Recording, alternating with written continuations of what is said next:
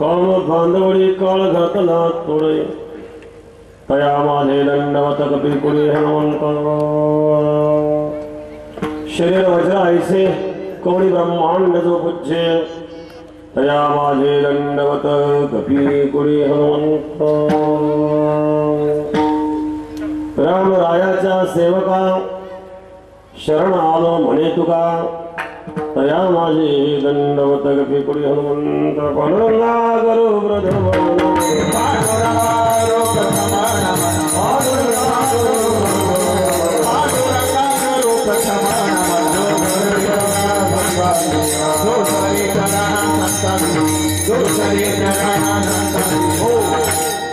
त्यांच्या कृपादाने कथेत 40 तारोबा माझे सद्गुरू सदुका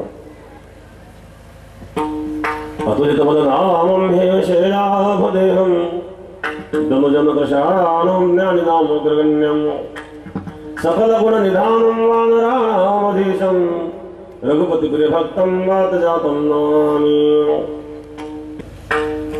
कारण तरुण मंडळांनी परमार्थात येणं महत्वाचं आहे, नाहीतर बाहेर पडल्यावर बिघडण्याची खूप साधनं आहेत ना। एका बातमी होती वर्तमानपत्रामध्ये, मुंबईला 38,000 तरुण मनोरुग्ण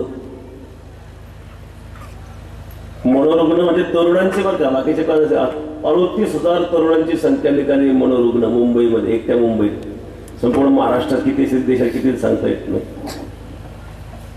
आणि याचं कारण जे तज्ञांनी सांगितलं, एकच सोशल मीडिया, व्हॉट्सअप, फेसबुक, रात्रंदिवस त्याच्यामध्ये राहून राहून त्याचा मनावर परिणाम होऊन मनोरुग्ण व्हायला। कारण झोपही नाही, एकदा त्याच्यामध्ये अडकला की तो रात्रंदिवस त्याच्यातच राहतो। आणि झोप जर कमी व्हायला लागली तर मनोरुग्ण होण्याचे 80% चान्सेस असतात बरं का।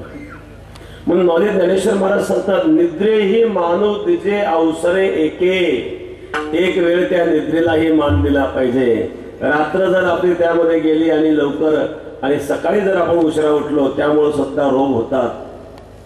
सकाळी उशिरा उठणाऱ्याला पोटाचे विकार वाढतात। त्याचं कारण असं आहे की सूर्योदयाच्या आधी त्यांनी उठावं, त्यावेळेला आपला जठराग्नी प्रदीप्त होत असतो। त्यावेळेला जर आपण झोपून राहिलो तर जठराग्नी हळूहळू मंद व्हायला लागतो आणि त्यामुळे पचनक्रियेचे विकार वाढायला लागतात। म्हणून फार उशिरा झोपण्याऐवजी रात्री जेवढं लवकर झोपलं आणि लवकर उठलं ते आरोग्याच्या दृष्टिकोनातून चांगलं असतं। पण रात्र कशी तरी जाते, कोणत्या तरी कामामध्ये कार्यामध्ये जाते आणि सकाळी लवकर उठत नाही, रोगाचं प्रमाण वाढलं। विशेषतः या सोशल मीडियामुळे सारखं रात्रंदिवस त्याचं चिंतन आणि एक मनाचा स्वभाव असतो। जसं पाणी असतं, पाणी हे अधोगामी असतं। पाण्याला वरून खाली आणण्याकरता प्रयत्न करावे लागत नसतात, खालून वर न्यायला प्रयत्न करावे लागतात। त्याप्रमाणे मनाला सुद्धा अधोगतीला जाण्याकरता प्रयत्न करावे लागत नाही, या मनाला सन्मार्गाला लावण्याकरता प्रयत्न करावे लागत असतात।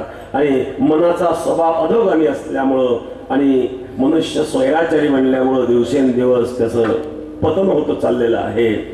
आणि सामाजिक तर झालं, पण व्यक्तिगत समाजाचं काय होईल तो भाग तर पुढचा आहे। पण आपण स्वतःचा विचार करावा की आपलं व्यक्तिगत पतन होता कामा नये।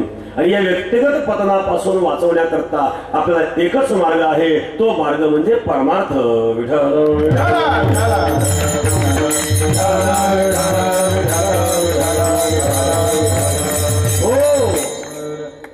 म्हणून आपण जास्तीत जास्त संख्येने या ठिकाणी आलाय, परमार्थ करीत आहात, ही आनंदाची गोष्ट आहे।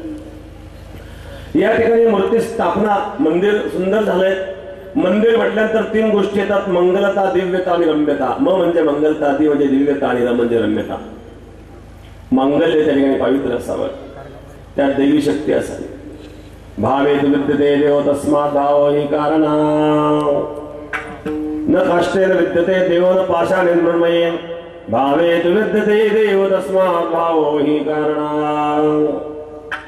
केवळ काष्टामध्ये पाषाणामध्ये देवत्व नसून आपल्या अंतःकरणातील भाव त्यामध्ये देवत्व प्रगट करवित असतो। आणि म्हणून त्या परमेश्वराच्या भक्ती अंतःकरणामध्ये भाव असावा, तो भाव असेल तर सफलता प्राप्त होते।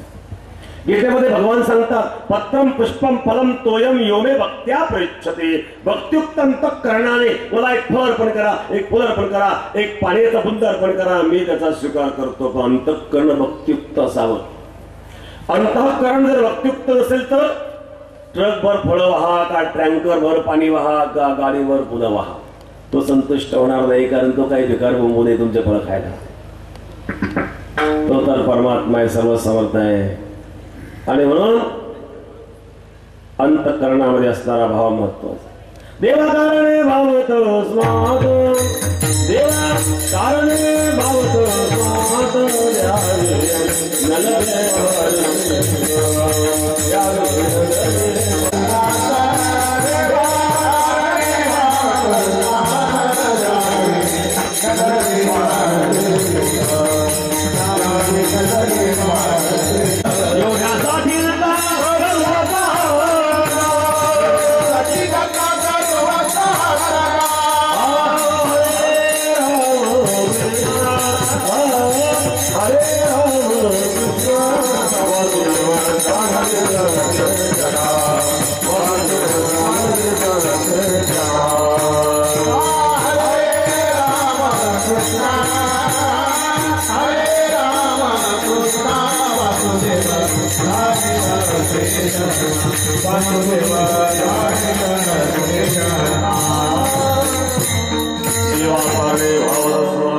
द्यावे नरगे भार वित्त झाले एक चित्त तरी बहुत एवढ्या साठी नका करू आता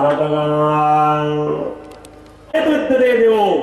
नामदेव महाराजांनी मूर्तीतून पांडुरंगाला प्रकट करावलं होतं. कर्माबाई होती, कर्माबाई राजस्थानमध्ये. कर्माबाईने खिचडीचा नैवेद्य,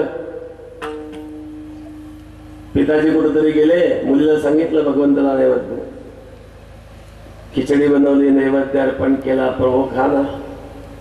थोडा वेळ डोकून पाहिजे, भगवान काही खायला लागले रडायला. प्रभू थाळी भर के लाए खिचड़ो ऊपर घे की बाटकी, जीनो मारा श्याम गणे जिमाओ बेटू जाटके, जिमाओ बेटू जाटके.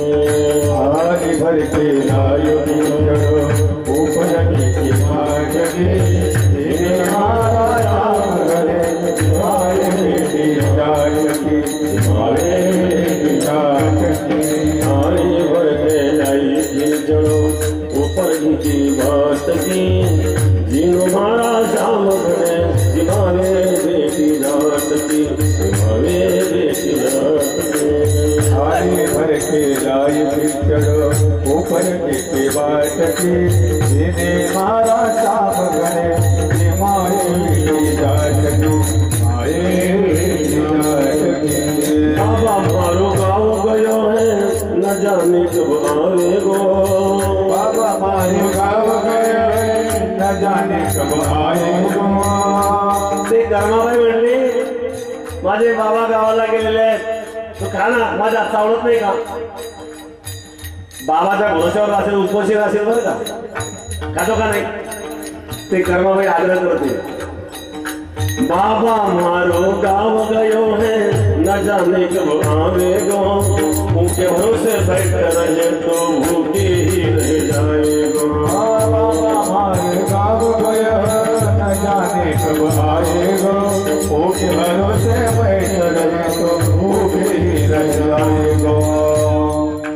आज जिमाओ तने खिचड़ी कल रावड़ी घाट की, जीनो मारा श्याम गणे जिमावे बेटी जाटकी, जिमावे बेटी जाटकी. आज भर के लाए खिचड़ा ऊपर घे की बाटकी, जीने मारा श्याम गणे जिमावे बेटी जाटकी, जिमावे बेटी जाटकी.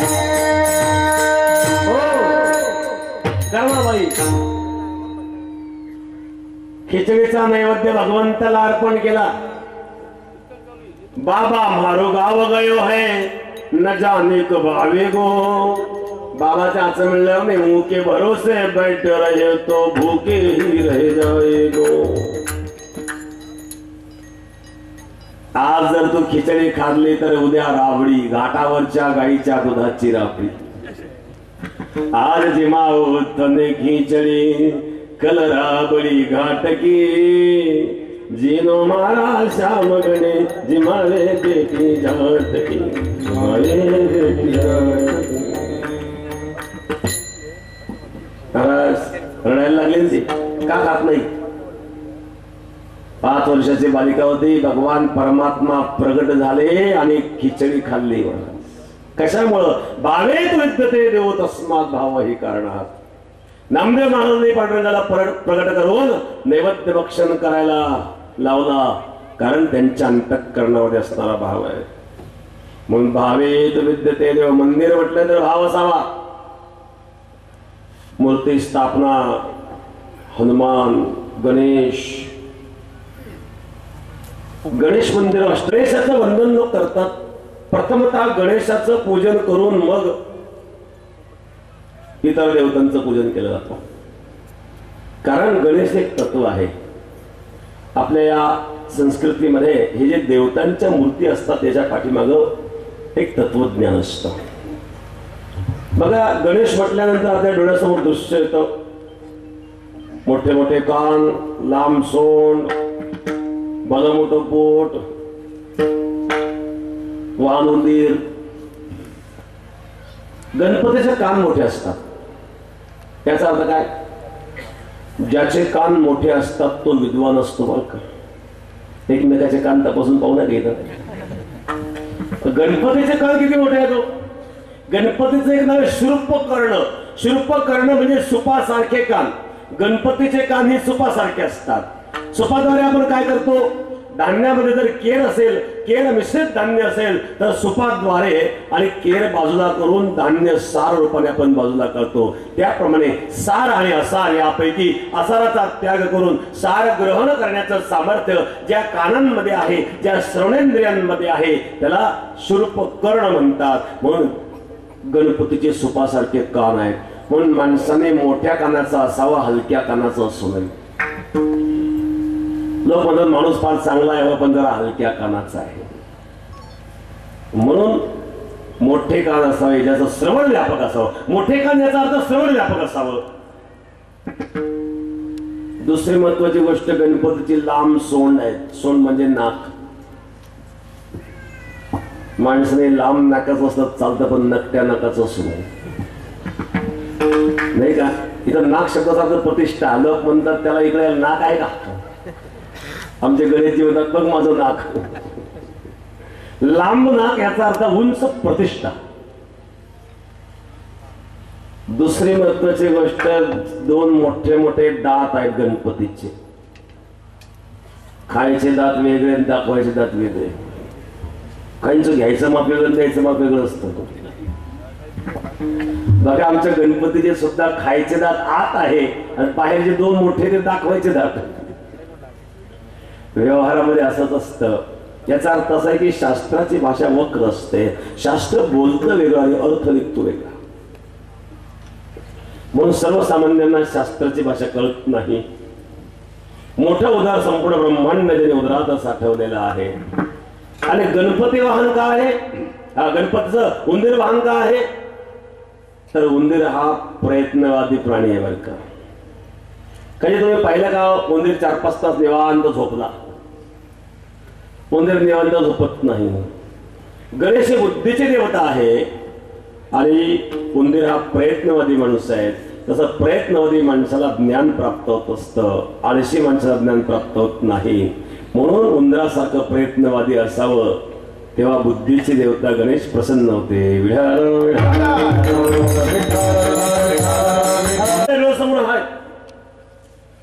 तुळशीदास महाराज हनुमान चालीसामध्ये फार सुंदर वर्णन करतात. जय हनुमान ज्ञान गुण सागर, जय कपीस देहो राम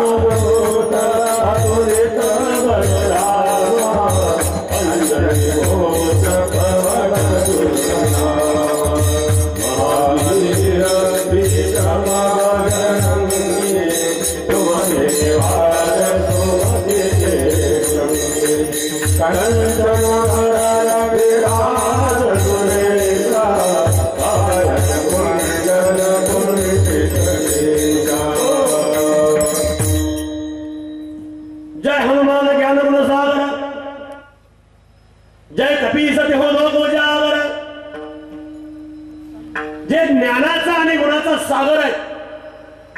जितेंद्रियम बुद्धिमतां वरिष्ठम, बुद्धिमतांमध्ये वरिष्ठ असणारे हनुमानजी आहेत.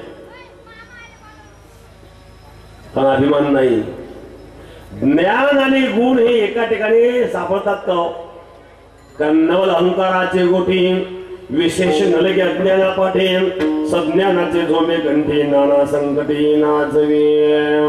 माझे ज्ञानेश्वर महाराज सांगतात, हा अहंकार विशेष नलगे अज्ञानापाठी, अज्ञानी माणसाच्या मागे लागत नाही, तर तो सज्ञानाच्या झोमे कंठी. ज्ञान आल्यानंतर अभिमान निर्माण होत असतो. आणि अभिमानाला म्हणजे काय होतं? तुका म्हणे नरकी गाली अभिमान,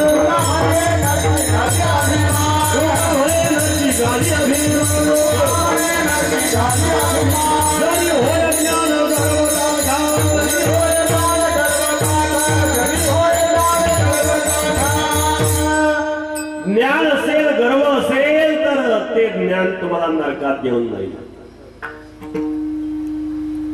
बघा, ज्ञानाद्वारे काय मिळावं? ज्ञानाद्वारे नम्रता यावी, पण अहंकार येतो. अल्पविद्या परिगर्भ शिरोमणी, मज होनी ज्ञानी कोण आहे?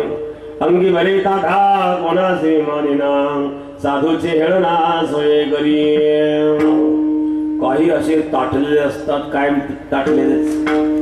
वृश्चिक एका सुभाषिताने वर्णन केलंय, विषभार सहस्त्रेण गर्गो नायते वासुकी, वृश्चिकोबिंद मात्रेण ऊर्ध्ववाहाति कंकणम. विंचवाच्या 1000 पटीने विष सर्पामध्ये असतं, पण सर्प विनाकारण कोणाला डसत नाही. विंचू विनाकारण डसतून पळून नाही जात. विंचू चालताना पाहिलं ना तुम्ही कसं चालतो? वर नंगी करून. अहंकार वृश्चिकोबिंद मात्रेण थेंबर विष आहे, पण अहंकाराने चालतो. पण पाल पाहिली की विंचवाची नांगी खाली पडते बरं का, कारण पाल विंचवाला खात असते. ती पाल किती विषारी, आणि त्या पालीला कोंबडी खाते बरं का. तिला खाणारा म्हणून कसा असेल?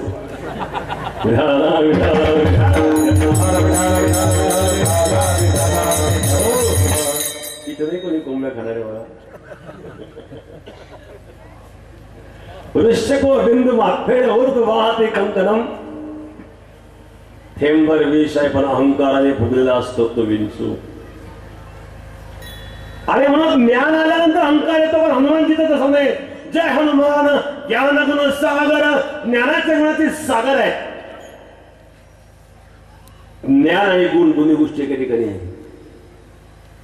काही लोक गुण असतात, ज्ञान नाही. ज्ञान असेल तर गुण नाही. आणि बलामध्ये अतुलित बल धाम.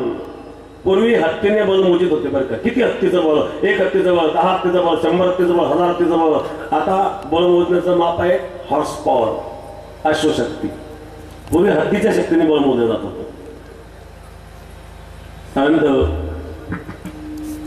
हत्ती सारखा एक बलवान प्राणी आहे.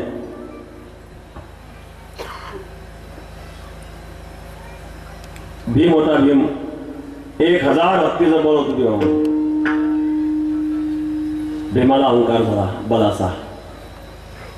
हनुमानजीने एका म्हाताऱ्या वानराचं रूप घेतलं, रस्त्यात बसले, शेपूट लांबून.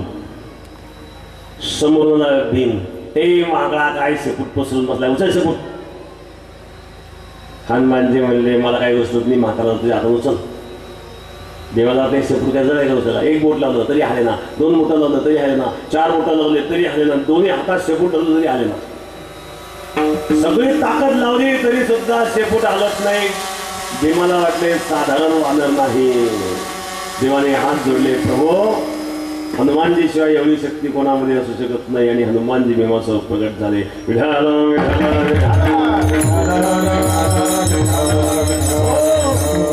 भीमासारख्याच्या बलाचा अहंकार हनुमानजीने नष्ट केला.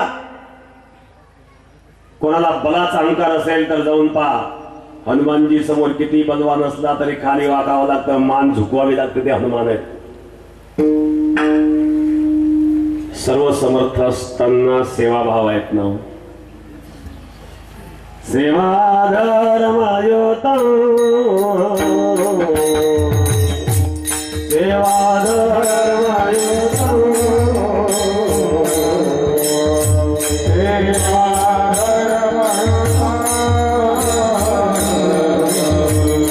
सेवा धर्मयोता.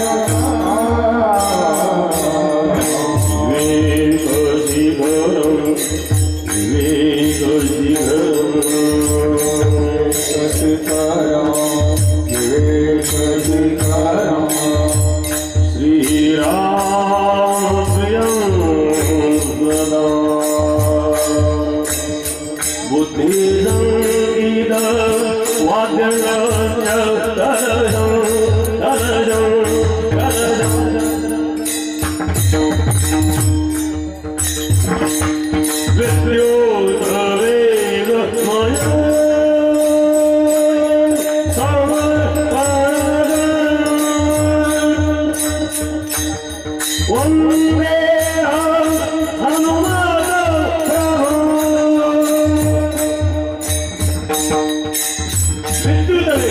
विजय प्रमाणे सेवा भाव आहे. विवेक शिखरम, विवेकामध्ये शिखरस्थानी आहे. विवेक किती आहे? मनोजम मासुलवेगम जितेंद्रियम पद्मपदम वर्षम वातात्मजम वानरमुष्टम श्रीरामदूतं शरणं भवते.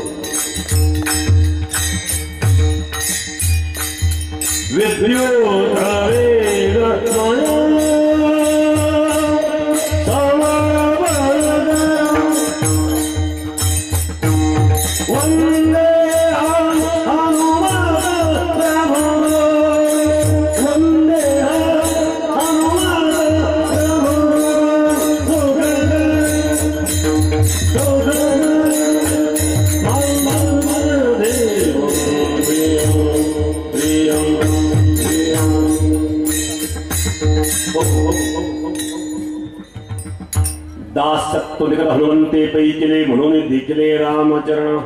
दास्य भाव आहेत, सेवा भाव आहेत. सेवा भाव कसा असावा शिकायचा असेल तर हनुमान देखून शिका. पंक्तीमध्ये तूप व्हायचं काम कोणी करेल, पण भगवान कृष्णाने राजसी यज्ञामध्ये, पांडवांच्या राजसी यज्ञामध्ये उच्चिष्ट पत्राळा वाढण्याचं काम केलं. काम कितीही छोटं असलं तरी ते छोटं नसतं. सेवा भाव. हनुमानजीने रामप्रभूंची सेवा केली. कशी केली? निष्काम भावनेने केली. मला कामना नाही आहेत. आम्ही थोडी सेवा केली तरी कामना करतो, इच्छा करतो. हे असणारे हनुमानजी ज्यांनी कामावर विजय मिळवला, कामाला बांधलं, मृत्यूवर विजय मिळवला, काळावर विजय मिळवला, असे असणारे हनुमानजी आहे ज्याचं वर्णन महाराज प्रथम चरणामध्ये करतात.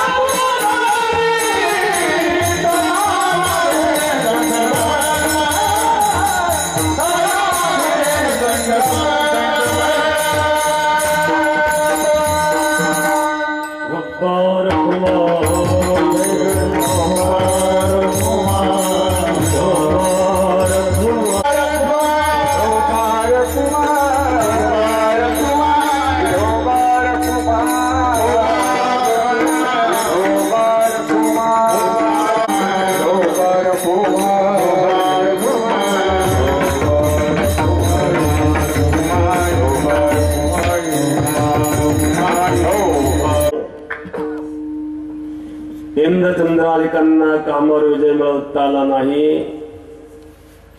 नवे नवे नाथ महाराज एका रूपकात वर्णन करतात. भगवान शिव.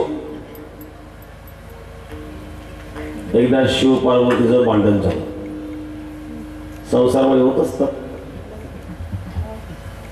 कधी कधी लाईट लाईट, याचं तोंड इकडं तिचं तोंड तिकडं. नेमके येतात पाहुणे. याला काही सांगायचं मुलाचं जा, तुझ्या मम्मीला सांग, तिने जा, तुझ्या पप्पाला सांग. दोघे एकमेकाशी बोलत नाही. पाहुणे आल्यावर बोलायचं पर्याय नाही. शिव पार्वतीचंही भांडण झालं. दोघं सोंगट्या खेळत होते. सोंगट्यामध्ये पार्वती जिंकायची प्रत्येक खेळ. भगवान शेळाला राग ते सगळे फेकलं, तूच खेळ म्हणे. असं कोणी खेळत होतं का? सगळं तूच जिंकती म्हणजे तुम्हाला जिंकता येत नाही का? रागा रागात गेले निघून भगवान शिव. एका डोंगरावर जाऊन बसले. तिथं गेले. तिथं होता भिल्लांचा सण. आणि ते भिल्ल बिल्लीनी त्यांच्या सणात लागले नाचायला. भगवान शिवालाही राहलं नाही, डोक्यात राग होता, बऱ्याच गेलं निघून तरी जाईल. भगवान शिव गेले लागले नाचायला त्या बिल्लामध्ये बिल्लिनीमध्ये. पार्वतीने पाहिलं भगवान शिव भिल्लिनीत, पार्वतीने सुद्धा काय भिल्लिनीचं रूप घेतलं. पार्वती लागलं नाचायला. शिवानी पार्वती दोघे बिल्लिनीत नाचता नाचता सगळ्या बिल्लिनीत थकल्या, पण ही बिल्लिनी कुठं थकते ती काय बिल्लिनी तिकडे थकायला. आता रुसलेले होते ना, मग थोडस हळूहळू इकडे आणायचे. मग भगवान शिव बिल्लिनीत नाचता नाचता सगळ्या बिल्लिनी थकल्या. पार्वतीने असं रंगवलं भगवान शिवला, नाचत नाचत कैलासातच घेऊन आले. कैलासात आल्यावर भगवान शिव शुद्धीवर आले. पार्वतीने आपलं मूळ रूप प्रकट केलं. म्हणजे पार्वती तू इकडे कोण इकडे, अरे ती बिल्लीन कुठे गेली म्हणजे बिल्लीन कुठे नव्हते, मीच होते. नाथ वर्णन करतात. धवळागिरी पर्वत ज्ञाने शंभू करे तप, धवळागिरी पर्वत ज्ञाने शंभू करे तप, धवळागिरी पर्वत ज्ञाने शंभू करे तप, धवळागिरी पर्वत ज्ञाने शंभू करे तप. दिल्ली की जब गाठी, दिल्ली की जब गाठी तो हो गया अल्लाह तुझे खुली रे, अल्लाह तुझे खुली रे, अल्लाह तुझे खुली रे,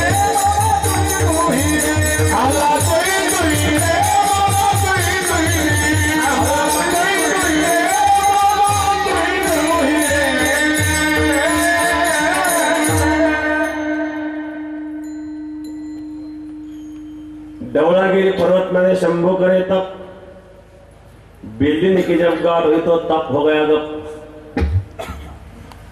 करिता तपे काम क्रोध खवळती,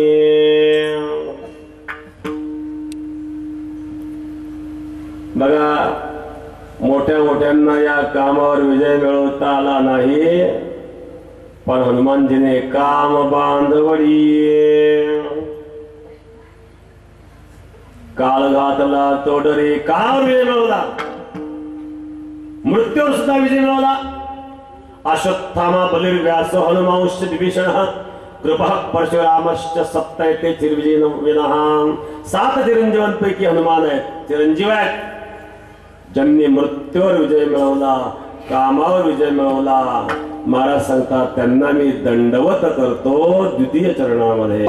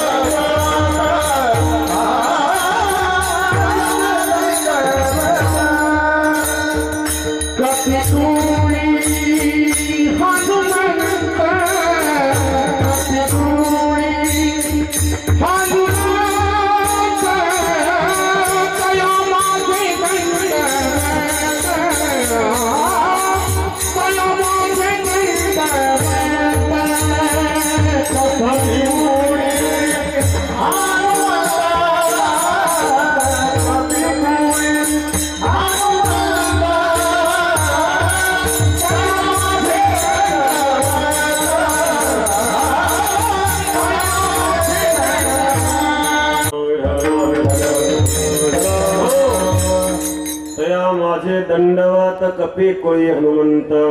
तुकाराम मला हनुमानजीला दंडवत घालतायत.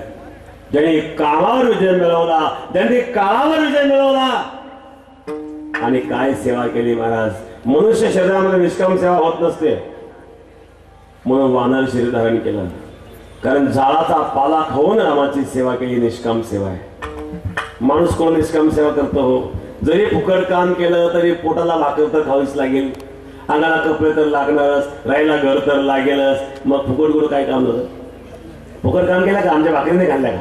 फुकट काम केलं का, तुम्हाला कपडे नाही दिले का. फुकट काम केलं का, तुम्हाला राहायला घर नाही दिलं का. त्याचा अर्थ निष्काम सेवा करण्याकरता वानर देह धारण केला. तया माझे दंडवत कपिरुनी हे हनुमंत. अंजनीच्या तपासाठी महारुद्रादे पोटी भगवान शिवाचा अवतार हनुमान जयत रामप्रभूंची सेवा. बघा इथे शिवस्य हृदय विष्णू आणि विष्णुस्य हृदय शिव. कारण राम आहे विष्णू आणि हनुमान जे आहे शिव. शिव रामाची उपासना करतायत आणि राम शिवाची उपासना करतात. दोघं एकमेकाचे हृदय गोळी साखरेच्या ठाई. आणि शैव आणि वैष्णवामध्ये निरर्थक लोक वाद घालतात. तो शैव त्रिपुंड धारण करतात, वैष्णव ऊर्ध्वपुंड धारण करतात. एक वैष्णव होता, कपडा फाटला तर पत्नीला कपडा शिव असं म्हणला नाही, तो या कपड्याला दोरा घाल, कारण शिव म्हणा तर शिवाचं नाव येईल. काही लोक इतके कट्टरवादी असतात. मग कोणाकरता कट्टरवाद हो? शैव आणि वैष्णवांचा कट्टरवाद. भगवान शिव शिवस्यर्दम विष्णू हो विष्णुस्यर्दम शिव. एका विद्वानाने फार सुंदर वर्णन केलं. मया पुराणो पुराणयुक्त अंगस्य वेदा शास्त्राणि सर्वाणि विलोकितानि न क्वपि दृष्टि शिव विष्णु भेदा. मी संपूर्ण वेदशास्त्राचं अध्ययन केलं पण न क्वपि दृष्टि शिव विष्णु भेदा. मला शिव आणि विष्णूमध्ये कुठे भेद दिसला नाही. तात्पर्य हे भगवान शिव आहेत आणि शिवाचा अंशावतार म्हणजे हनुमानजी आहे. त्याचे पाय माझे चित्ते वाचवता शिवनाम तयान बाधी क्रोधका. वास्तविक भगवान शिव वैष्णव आहे पण भगवान शिवाचा वास्तविक एकनाथ मारो वैष्णव असतानाही भगवान शिवाचं वर्णन करतायत. कारण आमच्या संतांनी शिव विष्णूमध्ये कुठेही भेद मानला नाही. शिव सुद्धा एक तत्व आहे आणि तिथेही अहंकार चालत नाही. म्हणून तर हनुमानजीला अहंकार चालत नाही. अहंकार केल्यावर काय करतं माहितीये का? मी एक उदाहरण सांगितलं त्याला. श्रीमद भागवताच्या तृतीय स्कंदामध्ये दक्षचं उदाहरण आहे. हा दक्ष फार अहंकारी होता. एकदा भगवान शिवाचा आणि दक्षचं एका कारणावरून खटकलं. दक्ष हा भगवान शिवाचा सासरा होता. दक्षाला 16 कन्या होत्या, त्यापैकी एक सती नावाची कन्या होती, ते भगवान शिवाला दिलेली होती. पण हे दक्षाला सोयरीक पसंत नव्हतं, कारण दक्षाला भगवान शिवाचं राहणीमान आवडेना. जरा जावई जरा अपटुडेट पाहिजे हो. काय जावई, गळ्यात साप, धंदात साप, त्या डोंबाऱ्याच्या पेटात साप, त्याच्या गळ्यातच साप. भस्म काय लावतो, व्याघ्रांवर काय परिधान करतो, काय शिव आणि काय जावई. त्या दक्षाने सांगितलं, मुलीला तुला हा कसं काय आवडला तर दुसरा एखादा राजकुमार शोधून देतो ना. पण ते सती भगवान शिवाची भक्त होते. ते सांगितलं मी विवाह करेल तर शिवाशीच करेल. नाईलाज झाला दक्षाचा. आणि दक्षाला एक दिवस असं खटकलं, एका सभेमध्ये दक्षाला सगळे उठून उभे राहिले. भगवान शिव ध्यानस्थ ते उभेच राहिले नाही. दक्षाला राग आला. आणि बघा, अहंकारी माणसाचा जर सन्मान केला नाही तर अहंकारी मनुष्य त्याला अपमान समजतो. वास्तविक भगवान शिव ध्यानस्थ होते, पण दक्षाला क्रोध आला, या शिवाने माझा अपमान केला, एक दिवस मी याचा अपमान केल्याशिवाय राहणार नाही. आणि म्हणून त्याने दक्षाने यज्ञ केला आणि त्या यज्ञामध्ये भगवान शिवाचा अपमान करणे हाच उद्देश होता. सगळ्यांना निमंत्रण दिलं आणि भगवान शिवाला निमंत्रणच नाही. सगळे दक्षाच्या यज्ञाच्या दिशेने जाताना विमानाने, आणि जेव्हा या सतीने पाहिलं, विचारलं सती कुठं, सती विचारलं कुठं चाललंय. सतीला माहित नाही का तुझ्या बापाकडे येत नाही. सतीला आपल्या बापाकडे येत नाही, आपल्याला कसं कळलं नाही. नसेल कधी कधी आठवण राहत नाही, जवळजवळ माणूस हुकून जातो, देव देव मध्ये राहून जातो. किंवा एखाद्या माणसाला निरोप दिला तोच पोच करीत नाही. अनेक अडचणी असतात. नसेल मला आपल्याला जावता लागेल. मग ते सती भगवान शिवाकडे आले, म्हणजे चला ना कुठं, तुमच्या सासऱ्याकडे येत नाही, माझ्या बापाकडे येत नाही असं नाही म्हणले ते. कारण माझ्या बापाकडे म्हणले जा तुझ्या बापाकडे, तुमच्या कोणतरी आहे ना, तर ते जाईल तुमच्या सासऱ्याकडे येत नाही.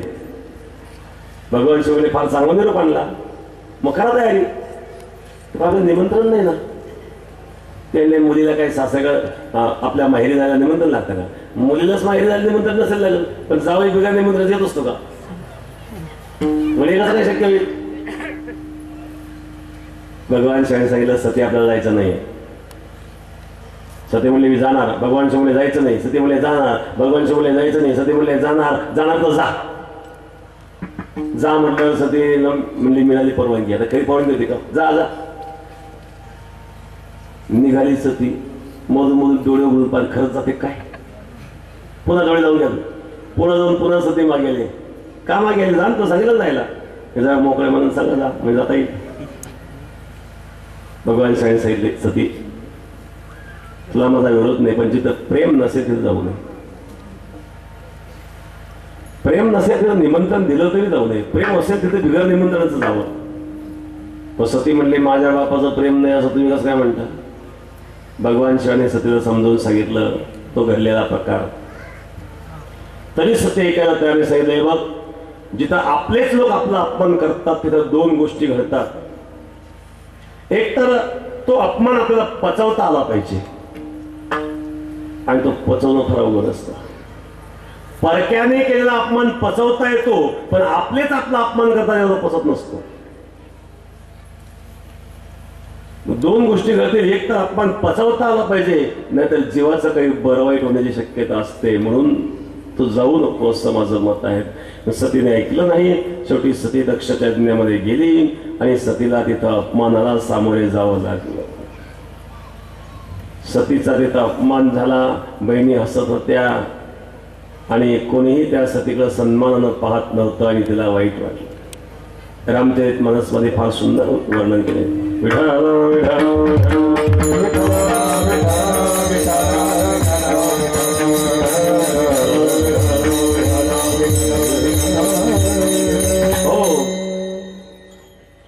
पिता भवन जब गई भवानी, द्रक्षदास का हुन सन्मान.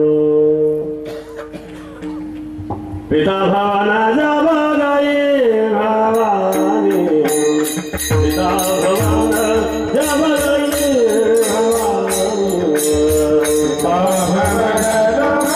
गई भवानी, पिता भवन जब गई. दुःख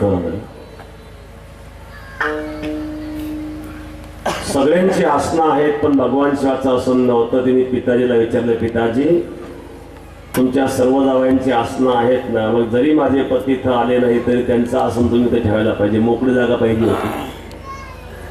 असं म्हटल्यानंतर दक्षिण सांगितलं, सती काय तू त्या शिवाला वरलस.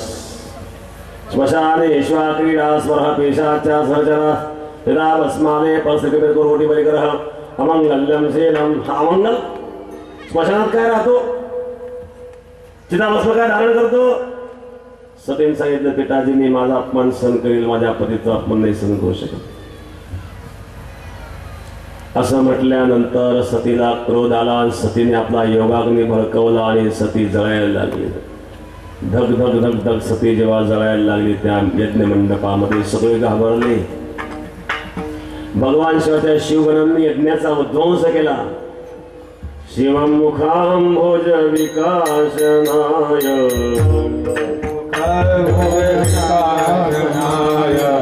दक्षस्य यज्ञस्य विध्वंसनाय,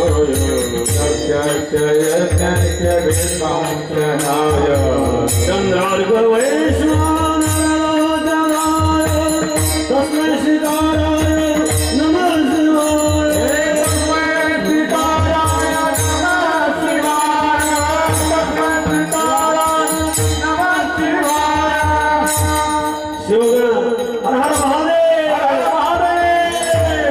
भगवान शिवाने आणि जे पाठवलेले शिवगण होते, सती जेव्हा यज्ञ मंडपामध्ये जळायला लागले त्या शिवगणाने दक्षाच्या यज्ञाचा विध्वंस केला. कोणी वर्णाच्या हंड्यात उडी मारते हर हर महादेव, कोणी लोणच्याच्या भरीत उडी मारते हर हर महादेव. सगळ्या दक्षाच्या यज्ञाचा नाश.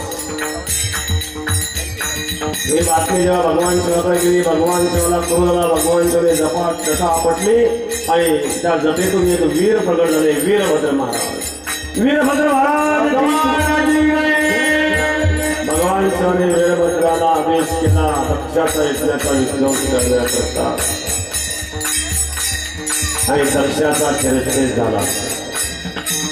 सगळे घाबरले आणि कैलासामध्ये आले आणि भगवान शिवाची स्तुती करू लागले. जटाटवी गला गला प्रवाह पावितस्तरे गले वनं वनंता उदंग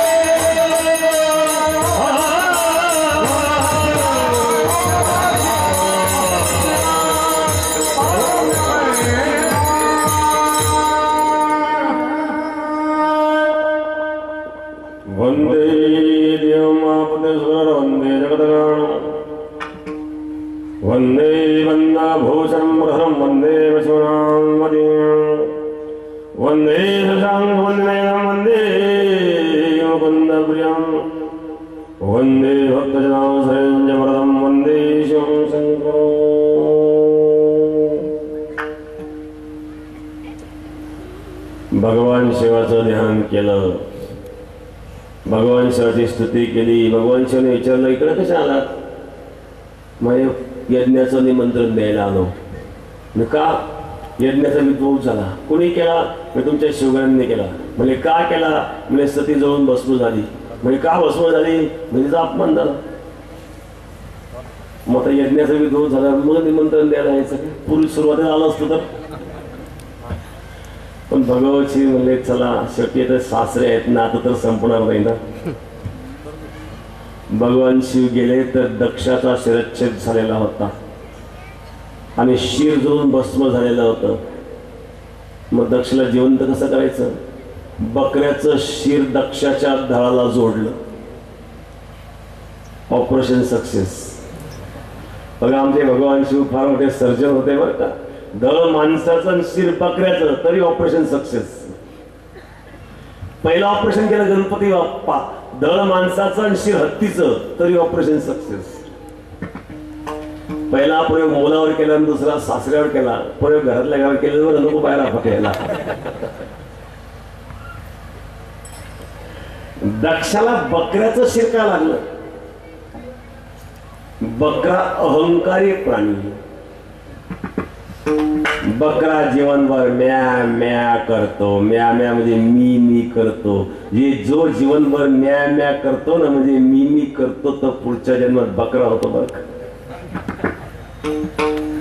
जो जीवन भर म्या म्या करता है उसके मुंडी पे छुरी चलती है. इसलिए मेरा मेरा मत करो भाई. कबीर महाराज सांगतात, मेरा मेरा कर कर क्या फल पाया, हरि के भजन बिना झूठ गवाया. विठाला विठाला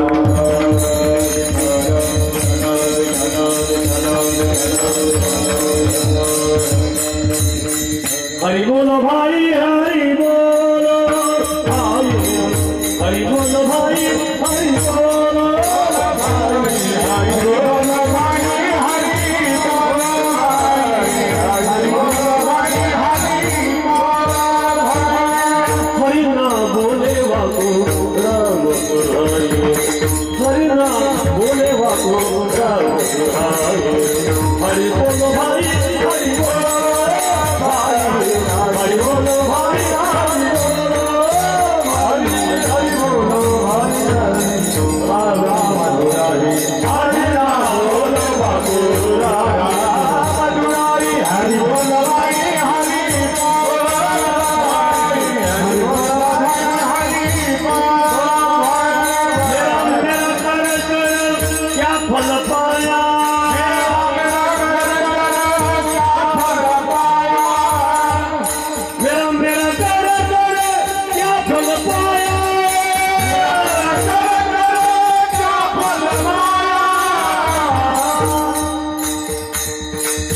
के भजन बिना झूठ गमाया।